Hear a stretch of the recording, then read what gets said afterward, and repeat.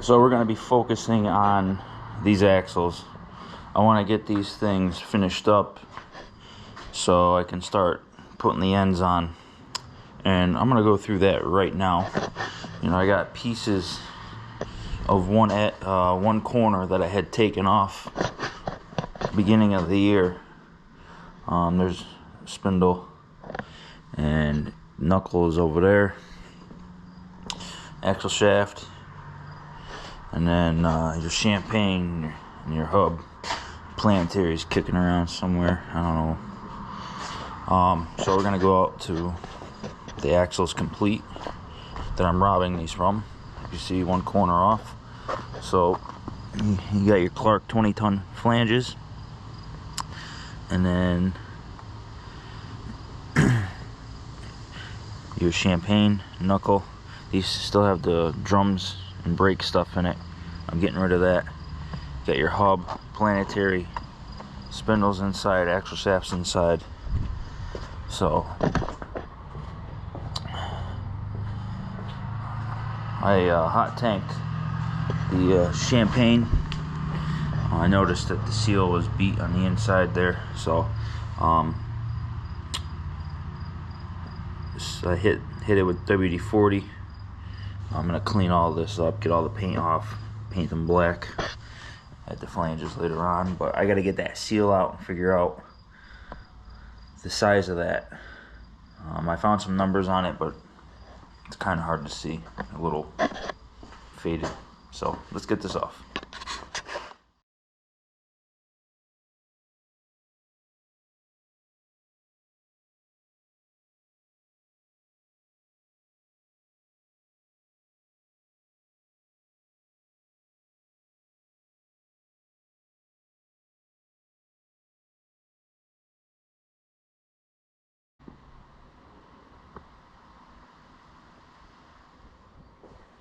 Alright, obviously that was way easier than I expected. So here we got a spacer behind, and you see seal's wasted. So this is for the axle shaft coming through. And then I did this by accident. I had no one around to help me. I was, like I said, out in the yard in the middle of winter. I used my engine hoist right there. Oh, sorry, the camera's a little. Used the engine hoist to pick this thing up and put it in the back of my truck, and not thinking, and the chain hit it. But I can actually see you can't really see it here, but there's actually a part number right there. When we went to North versus South at Dennis's, I ran into Adam Anderson, and he pointed me to Josh Garcia, which is the shock guy and rear end guy that is at Dennis's shop. So he texts me a number, so we're gonna measure it up and see. I have a feeling these hub seals are gonna be like $100, somewhere around there. And then these are probably super cheap because those are just axle seals. So we'll measure them up, see if I can find anything with the part numbers, and then I'll buy what I need for now and keep the part numbers. And if we need more, they start leaking, we'll change them out. So these are the kingpin caps. This is the upper and the lower. There's shims on here to get that distance set right. I marked everything. So I'm gonna hot tank these, and the top one I'm gonna cut to make it look like the bottom, because I no longer need all this crap, which I'll show you over here. You can see holding the old steering rams, so that's all going to get moved to the opposite side. Here's a good view of that one. That's the other side that is taken apart. So I'm probably going to change the hardware on those two to the stuff I've been buying for the flanges, which just more bolts showed up today. I have no idea, I gotta look, but I want to say these are like grade 9 or so. So I'll figure out the lengths. I'll clean up the stock bolts, get the lengths, and order some of those. I also did a little bit of research last night on the hub seal, and Garlock is the company that makes this. You see, it has it. This is the inside, if you will. It has a double steel ring. Those things are like $80 to $100 a piece. So that sucks. But I'm gonna try not to damage the other ones before take them apart before I order the one, just in case I don't want to be paying shipping twice for no reason. So we don't really need it at the moment. So I'm hoping, like I said, to get this drilled out and then start getting the champagnes on this thing and getting it all into the truck.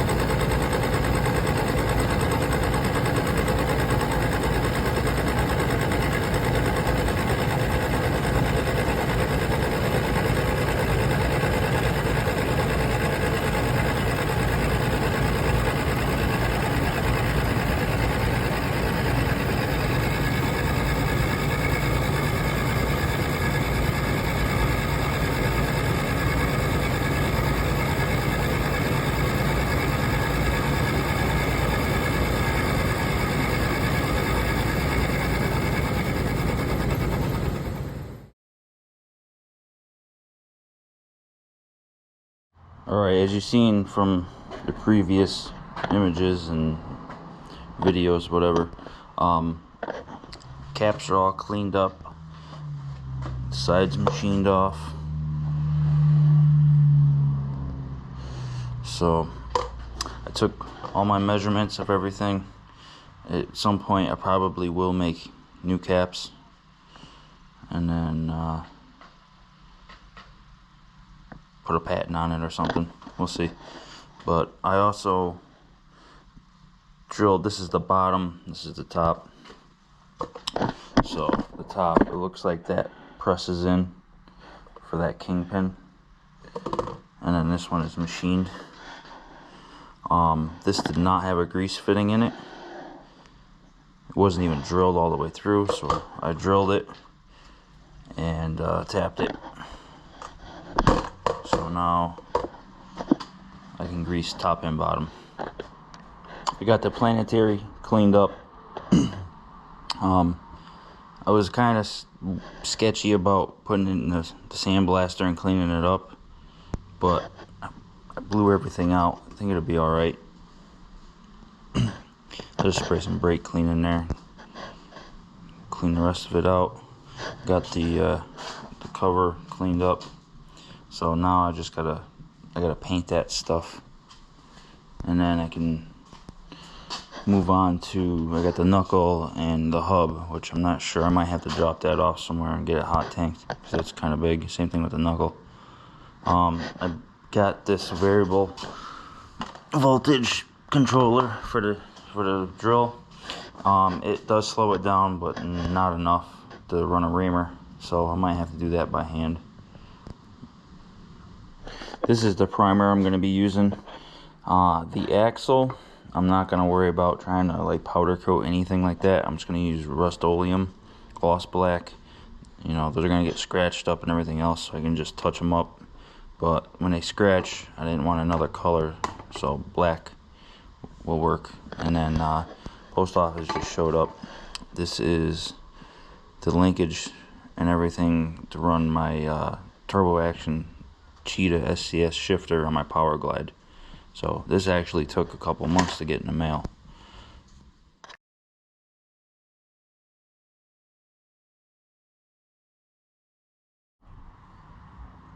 I'm going to be unloading the second axle housing and my aluminum plate for the floor. I was going to have him cut it, but I think I'm better off just doing it by hand. Got the shock mounts. So these bolt between the flange of the housing and the flange on the champagne.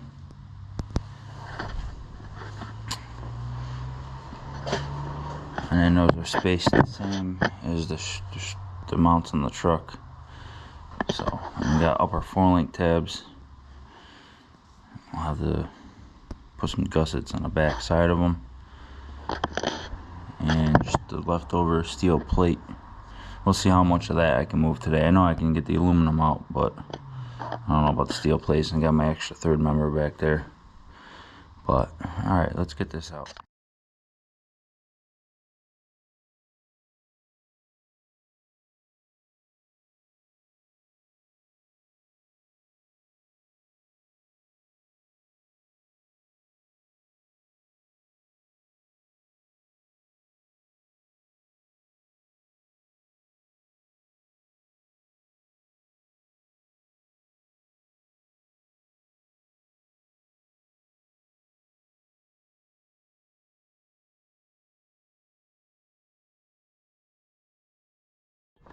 So this housing is going to be a little more simple.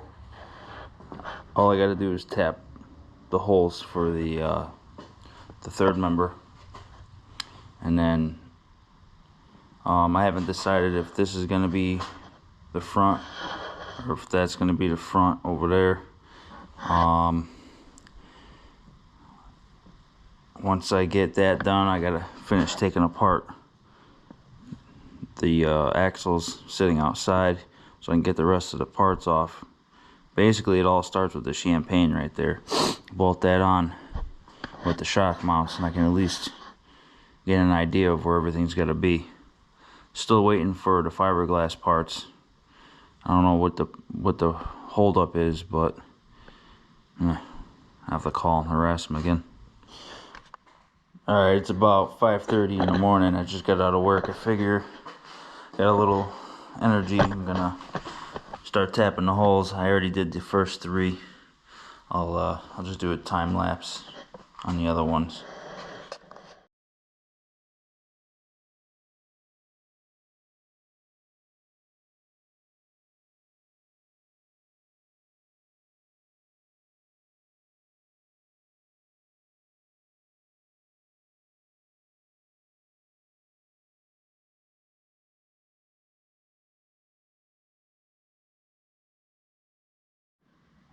Alright, so you guys get the idea. I'm not going to bore you to death. I'm just about halfway done.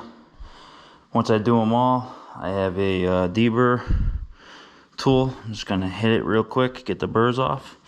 And then this will be done, ready to assemble the ends and get underneath. I think this is going to go in the front.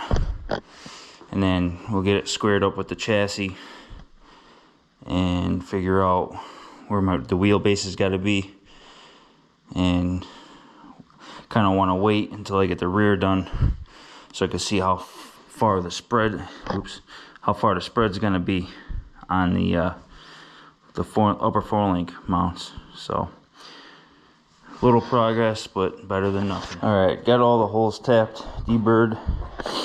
The ring gear is actually hitting some of the flange on the 614. So I threw the 620 in. It does fit.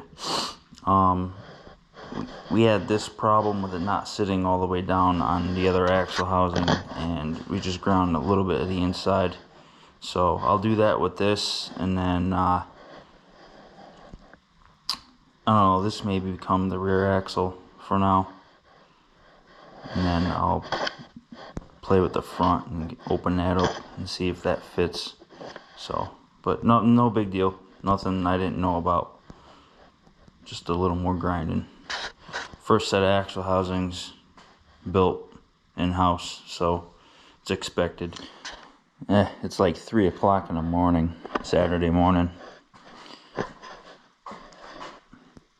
I got the grinding done. I had to grind on both rings. Some of the bolt holes are a little off, so I'm deciding on what to do. If I'm gonna fill the hole, re-drill and tap, or if I'm just gonna notch out the case a little bit. It's like 1/8 of an inch or so.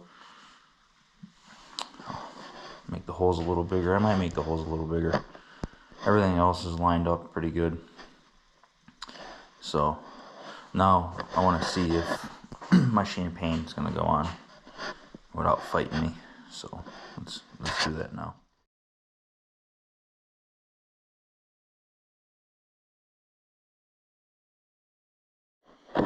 So naturally the bolts are too long to fit in between.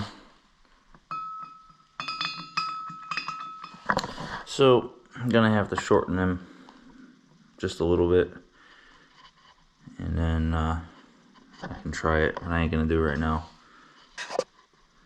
Too early in the morning, cutting and grinding. Alright, next problem. This diameter in here is 4" 250 roughly. On the flange where it sits, it's 4" 260 roughly. I can see a couple thousandths press fit, but almost 10 thousandths, it's not gonna work. You can see I already nicked up the edge, so I gotta clean that up. I'm more than likely gonna have to put this in a Bridgeport, get it nice and square, and take, 10 thousandths out of the inside of this ring. And I'm probably gonna have to do that in all of them. I don't know if it's whoever made those, which these are supposed to be PEI, if they made them too big. I don't know if Clark has a little bit bigger diameter on the inside. I don't know. Those 20-ton Clark corners are too expensive for a hobby. So I am not sure here. So what I'm gonna have to do, like I said, put this in a Bridgeport, which I wish I had this wired up right now, because I could do it right now. Put a boring head on it and just take 10 thousandths out of the inside after it's indicated. So for now, I think I'm done. It's aggravating. This is the first really part of the build where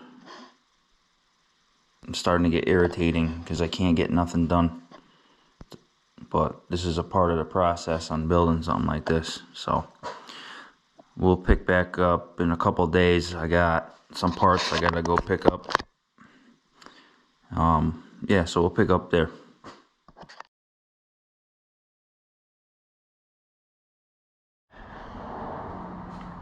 Alright, the image you just seen was the champagne in the Bridgeport. I took 10 thousandths out of it.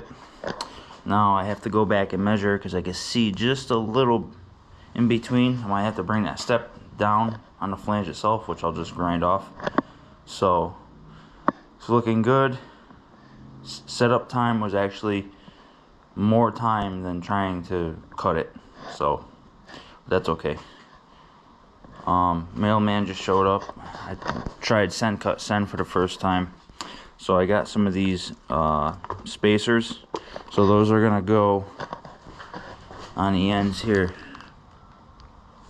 and that's gonna help keep the hole from wallowing out.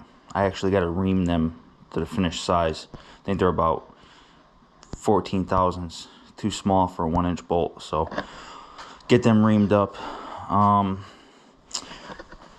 I went to Jeff Hauserman's shop, who has aggravated assault monster truck. He's known as Clod Busted here on YouTube. I met Donnie Hebert there. He owns Aftershock and Cold Blooded. He's selling some parts, so I finally got parts that I really don't need right now, but I got a good enough deal where it's going to save me quite a bit of money later. So, and the cap's there. I just got to get a hold down. So we got a mag. I went with a 12 amp. Word was Monster Jam went back to the 12 amp for longer run times because it doesn't get as hot. Whether it's true or not, I don't know, but sounds good to me. Also, we got a supercharger now. It's a blower shop 871 stripped for alcohol, nitro. I ain't running nitro in this thing, but we're running methanol. So nice brand new piece there. Major parts marked off the list. I do have triplets coming, so the money spending is gonna have to stop for a little while. I think I have plenty of stuff here to do to keep me busy for all winter, honestly. So I'm gonna end this video here, just because I don't know when I'm gonna be able to get to the axles outside to get the other corner off and start cleaning stuff up. But if I manage to do stuff, I'll record it and we'll save it for the next video. So share, like, subscribe. I appreciate all the subscribers I've been getting little by little. I'm trying. This stuff's not easy to do. Thanks for watching.